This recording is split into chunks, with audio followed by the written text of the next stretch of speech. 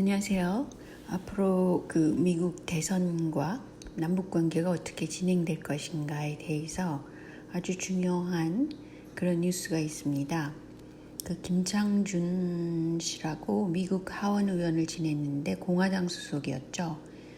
그래서 공화당 쪽의 정보를 많이 알고 있는데 제가 며칠 전에 미국 민주당 쪽에서 바이든한테 후보 사퇴를 하지 말고 끝까지 가라 뭐 이런 소리를 뉴스에서 하더라고요. 그런 뉴스가 있었습니다. 그래서 바이든이 좀 건강이 이상하다던데 사실인가 보다 이렇게 생각을 한 적이 있었거든요. 그런데 이 뉴스는 8월 4일이니까 꽤 됐죠. 25일 정도 지난 건데 25일 전에 이미 김창준 씨가 그렇게 말을 했다는 거예요. 미국 대선에서 바이든이 침해설이 있잖아요. 때문에 트럼프 당선이 확실하다. 이렇게 주장을 했답니다. 근데 현재 돌아가는 추세가 그렇게 되고 있어요. 그러니까 거의 한 달 정도 됐는데 이 말을 한 지가. 근데 이제 조지 플로이드 사건 이후에 많은 시위들이 일어나고 이랬잖아요. 근데 이것은 오히려 반작용을 일으켜가지고 백인과 기독교인들이 트럼프 쪽으로 더 결집을 할 거라는 분석을 했답니다. 그 당시에. 근데 지금 현재 그렇게 돌아가고 있습니다. 그리고 중요한 것은 남북관계인데요. 트럼프는 말했다시피 트럼프가 당선되면 북한 문제를 해결할 거다. 이렇게 얘기를 하잖아요. 그렇지만 바이든이 당선되면 남북관계는 아무것도 없을 것이다. 그렇게 강조를 했다는데 이것도 과거에 미국 민주당 시절의 남북 문제를 돌이켜보면 이 말이 사실일 것 같습니다. 그리고 트럼프로서는 여러 가지 해외 전략에서 자신의 힘을 축소시켜서 어떻게 보면 남한, 그러니까 한국의 군사력을 지금 많이 키워주고 있잖아요. 그걸 통해서 해외에 나가서 전진기지까지 간다든가 이런 것을 할 예정인 것 같더라고요. 한국의 군사력이 굉장히 커지고 있습니다, 현재. 그리고 미국으로서는 트럼프가 당선되면 해외에 있던 미군들을 되돌려 본국으로 되돌려올 거다 이렇게 얘기를 했는데 글쎄 앞으로 기축통화 문제가 어떻게 해결될지는 몰라도 미국으로서는 오일이 충분하고 천연가스 이런 게 많기 때문에 앞으로 에너지 문제에 대해서 해외에서 고민할 필요가 사실은 없다고 그러거든요. 그래서 이제 수송로를 중국의 1대1로와 만약에 겹쳐지는 부분이 있다 그러면 한국이나 일본을 통해서 해양에서 그것을 막으려고 하지 않을까 그런 생각까지 하게 되네요. 요거는 제 생각이고요. 그런데 현실적으로 저는 생각하는 사람입니다. 그리고 제가 생각할 때는 왜 한국에 있는 정당들이 왜 현재와 미래를 얘기를 하지 않고 자꾸 과거를 얘기하잖아요. 특히 기독 통일당이나 이런 쪽에서는 이승만 쪽을 얘기를 하고 굉장히 이념전으로 가 있잖아요. 대북 문제에 대해서도. 근데 사실은 대북 문제를 해결해야만 그래야만 미국이 더 큰 문제인 중국에 대처할 수 있는 힘을 키울 수 있습니다. 가령 베트남이 중국과 사이가 안 좋잖아요. 인도도 중국과 사이가 안 좋잖아요. 그 사이를 파고든 것이 삼성이죠. 그래서 삼성이 이상하게도 중국에 공장을 짓는다고 그러고 막 그랬다가 미국에서 어떤 사인이 오니까 그것을 오히려 늘리지 않고 오히려 인도 시장을 공략했잖아요. 그래서 인도 시장을 공략하기 바로 전에 박원순의 죽음이 나타났거든요. 그래서 저는 1년의 사태, 박원순의 죽음도 세계화 세력 쪽 입장에서 보자면, 그러니까 미국이나 영미권 군산업을 중심으로 하는 그 세력 입장에서 보자면 지금 중국의 힘을 축소시키려고 최선을 다하기 때문에 친중 노선을 걷던 박원순이 이제 사라지게 된 거죠. 그리고 나서 곧이어서 삼성이 인도 시장을 들어가고 이제 베트남과 중국이 대치되는 형국을 계속 갖고 있고 뭐 그런 상황이에요. 그런데 한국의 지정학적 그 위치로 볼 때는 친중 노선을 건 것이 현재로서는 불가하게 된 것 같습니다. 왜냐하면 왜 그러느냐?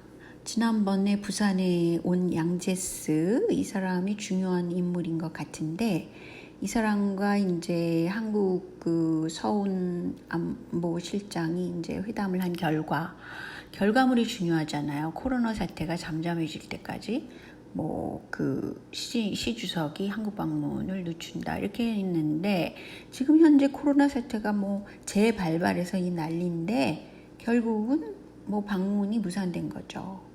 그러니까 어떻게 되냐? 세계화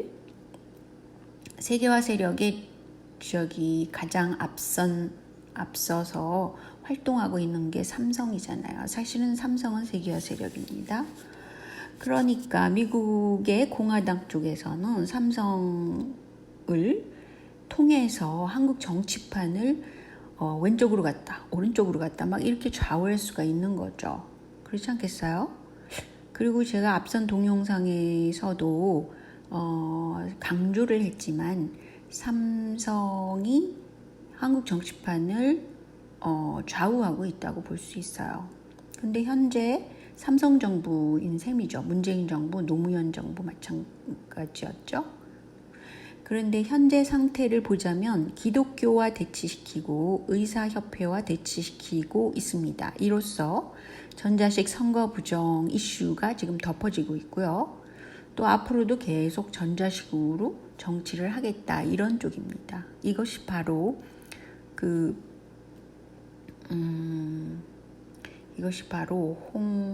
홍석현 이분이 생각하는 그런 방향인데 이것 또한 삼성이 생각하는 그런 방향이라고 볼 수 있습니다. 그런데 제가 이상하게 생각하는 건 첫째, 그 의사협회와의 대치 문제를 보자면 서울대 병원장인 김현수 이 사람은 2019년 말엽 12월 달에 매경 춘추에다가 뭐라 그랬냐면 외과 의사가 부족하다. 의대 정원을 확대해야 된다. 막 이런 식으로 의대 정원을 확대하는 쪽으로 얘기를 했단 말이죠. 근데 그것과 비슷한 얘기를 하는 게 현 정부, 문재인 정부인데 그것에 반대하고 있는 게 누굽니까? 누구냐면 의사들이 파업하고 막 그러잖아요. 서울대의 그 의대 학생들 뭐 이런 사람들이 지금 정부와 대치되는 것처럼 보이고 있잖아요. 근데 그것을 주도한 것이 삼성 서울병원 외과 전공의라고 그럽니다. 즉 삼성이 얽혀 있다는 거죠. 의사들이 파업 과반이 안 나왔다고 그래요. 원래는 의사들 파업에. 근데 3번이나 재투표를 막 했다고 그래요. 결국은 비대위 권한으로 파업 찬성을 이끌어 나간 그런 상황이라고 그럽니다. 그런데 이것은 삼성이 주도하니까 이 여자를 이용한 거지만 그렇다고 이렇게 악마라고 그럴 필요가 있습니까? 현재 천사와 악마는 없는 거라고 볼 수도 있어요. 근데 어쨌든 전광훈과 황교안 이렇게 친밀합니다. 전광훈과 김무성 이렇게 친밀합니다. 전광훈뿐 아니라 최대집 이 사람도 황교안과 이렇게 절친이에요. 근데 황교안은 삼성을 밀어주기로 유명한 인물이었잖아요. 과거에 그 박근혜 시절에도 그랬던 기억을 하시죠. 그런 것처럼 지금 양쪽 파워, 기독교 파워와 의사협회와랑 대치되고 있단 말이죠. 이를 통해서 결국은 무엇을 얻고자 하느냐? 삼성 세계화 세력은 전자식 부정선거를 덮고 앞으로도 계속 전자식으로 하겠다. 이런 거라는 거죠. 그렇지 않겠어요? 지금 상황을 보니까. 근데 이제 전산 조직에 의한 투개표 관한 규칙을 보면 박근혜 시절에 이것을 또 뭐 일부 개정을 했다고 그러는데 그것이 DJ 시절 이후에 이게 전산 투개표 이쪽으로 갔는데 이것은 어떤 정부를 뭐 여야 막론하고 이쪽으로 계속 진행되어 왔어요. 그래서 이것은 세계화 세력이 이쪽으로 하는구나 이렇게 알 수 있는 것이죠. 그래서 이렇게 과격한 하나는 목사님, 하나는 최재집 이 사람인데 왜 바닥에 놓는 게 이렇게 똑같은 행위를 하는 건지 모르겠어요. 그것도 좀 이상하더라고요. 뭐 서로 짜고 치나? 그런 생각을 잠시 했고요. 또 한 가지는 한국에는 굉장히 거대한 종교 세력으로 신천지가 있고 이 심지어는 신천지는 박원순하고도 뭐 짝짝꿍이 맞았다 이러잖아요. 그리고 중국과도 굉장히 친교한 것이 신천지였고 박근혜와도 굉장히 뭐 친교한 상황이죠. 근데 이 이만희를 수사한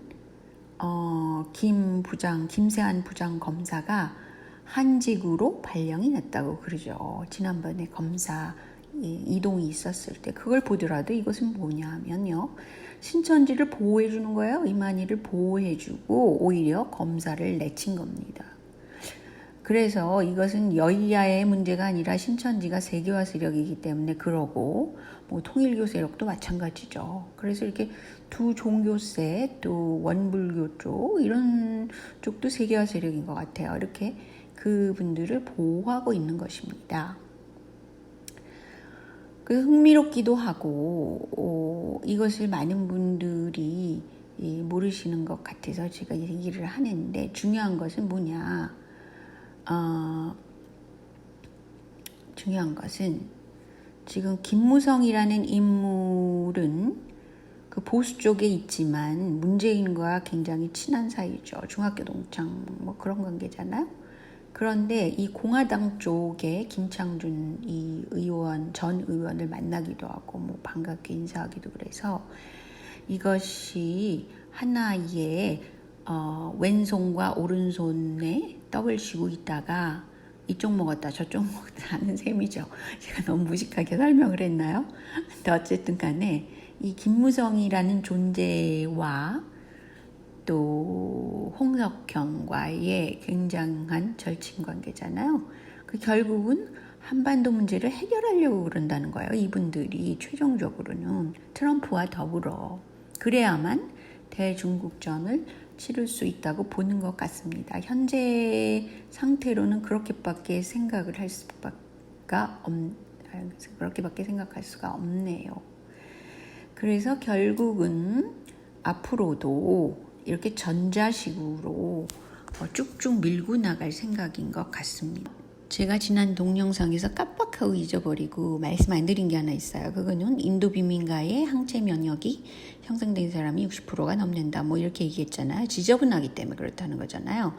근데 한국 여성들이 유난히 그 깔끔을 떨어가지고 세계에서 가장 깨끗하게 뭘 하기를 좋아하고 그런답니다. 그런데 여러분 아세요? 소아마비가 애들이 걸릴 확률이 높은 것이 너무 그 면역성이 없이 그러니까 너무 깨끗한 곳에서 자란 어린아이가 소아마비가 걸릴 확률이 높다 그러죠. 그러니까 여러분이 너무 쓸고 닦고 막 너무 깔끔을 떠는 건 좋은 게 아닙니다. 그래봤자 가습기 그 깨끗하게 하느라고 쓴 그것이 문제가 됐었잖아요. 그래서 오히려 적당히 사시는 게 좋을 것 같습니다. 안녕히 계세요.